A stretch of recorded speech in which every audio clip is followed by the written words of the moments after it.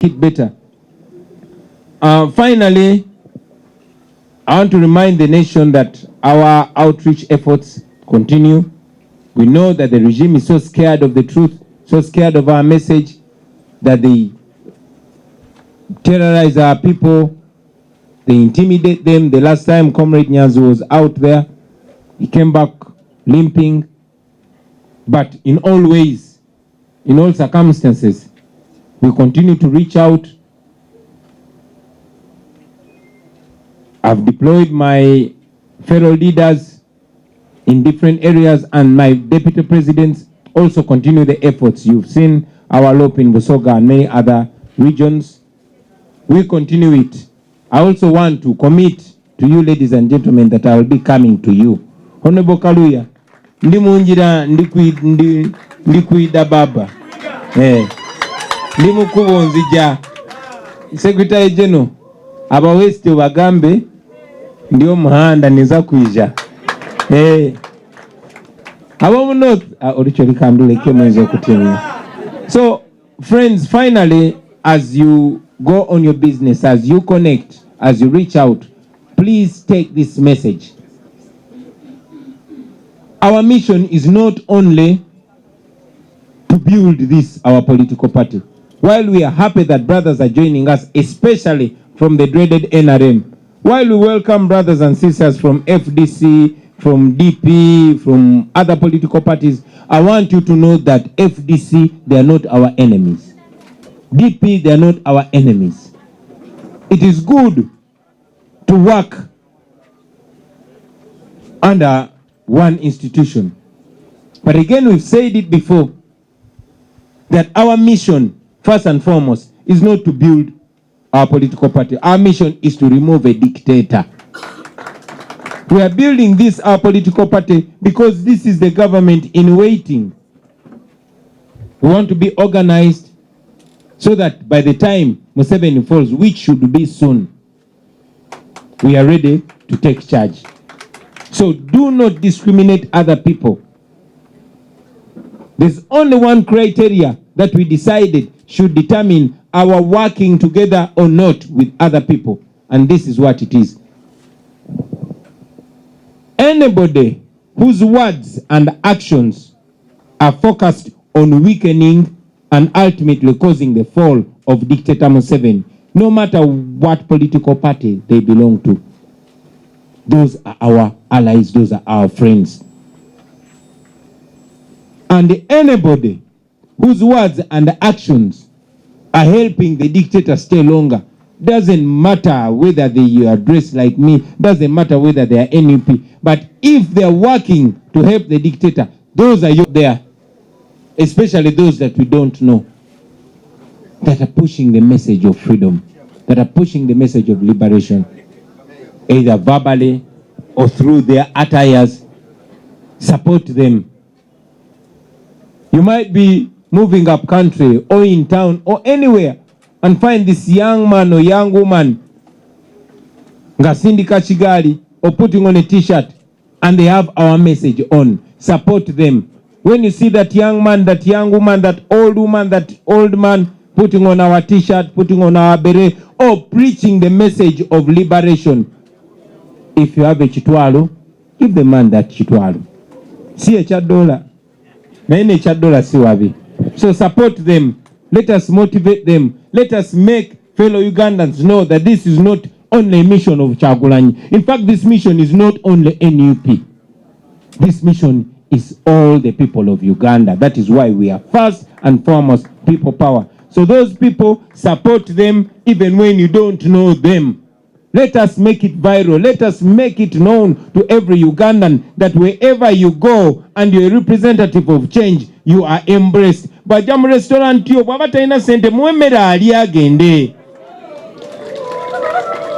Baba wa boda boda nga kuleseko naye ng'olabira ddala wankyukakyuka. Lwaki omusaba balance? Muleke ttaaniza agende nazo. Sigambe nti bw'obeera wa people power buwamba balance w'abandi. Oyinza omusangaze zibadde zimuzaayo. So let's build that, friends. Tuchibuilding twagasa abaana change, twagasa abantu enkyukakyuka bamanye nti bw'obeera ku. Ladies and gentlemen, today I just wanted to I just wanted to address a few issues, talk about the abductions that are ongoing in our country, remembering what we all saw with shock, the illegal attack, the illegal raid on Sheikh Kamoga's residence, where people were tortured, beaten up, intimidated on camera. But I'm reminding you that what you saw is what happens in many places where people are abducted. Many of them don't have surveillance cameras. What you saw happening in the residence of Sheikh Kamoga is, or more, could have happened when the abduction of Luchamu Ziarona was going on, when they were abducting Swabra Chiganda, when they're abducting Shakira Nambozo, and many others. These are only the few that we have access to. But numerous other abductions are ongoing. We condemn that. We encourage all of you to profile the people abducting you or the people that are aiding your abduction.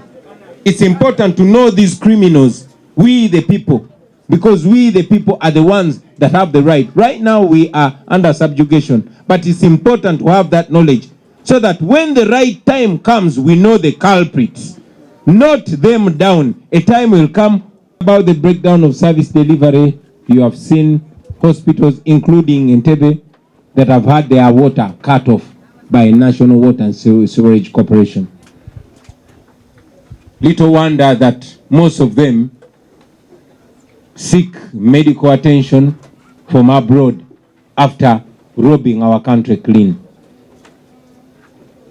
You also, what happened to Masaka Road when the Katonga Bridge gave way? But shameful enough, up to now, it's not yet restored to its full capacity of service. That speaks briefly on the breakdown of our services here in the country. Everybody is talking about the insecurity in this country. We saw the bulk of it on 18th and 19th, 2020, when more than 150 of our brothers and sisters were killed on Museveni's orders. None of them has ever been called to account for that. We know the killers. Museveni just applauded them. That was a sanctioning of gun violence, and gun violence has taken on to the present day. We saw the murder of the minister, and the claim was welfare of our men and women in uniform, which also continued. Some have actually taken their lives because of the same. We've seen robberies planned and carried out by police and military officers.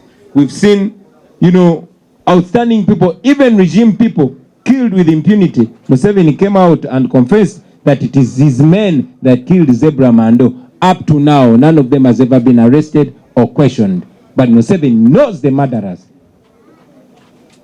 He's also applauded his son for leading a killer gang that has been killing our people. But like we've always been saying, the same people that castigate us for fighting for them end up falling victim to the same killers that they are protecting. Zebra was their man. They killed him. They owned up the killing. Nobody has ever answered. You saw our brother Ismail Chuli. He was gunned down by the same criminals he was defending. And just a few days ago, we saw KIGGUNDU crying foul. My brother, I'm here to remind you that those criminals are not your friends. They are just using you, and when they are tired of using you, or when they don't see any usefulness from you, they will do the same thing to you like they've done to your brothers. They are not your friends.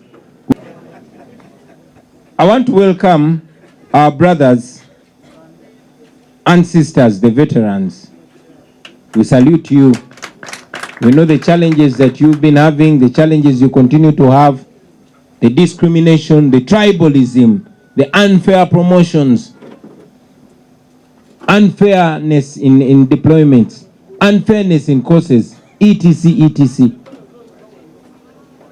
But again, you remember that in 2021 we promised, and we still commit to that promise, of making you proud of your service, not sitting in our homes sleeping comfortably when you, the people that keep us safe, are living in misery. So we committed, and we still uphold the commitment, that we shall pay the lowest paid police or military officer will be earning 1 million shillings. Yes. It should be happening because we have that money. Recently, when I spoke to you, I broke it down for you. So it is you that are keeping yourself broke. So help us to help you. We want to remove this guy and everything will be all right.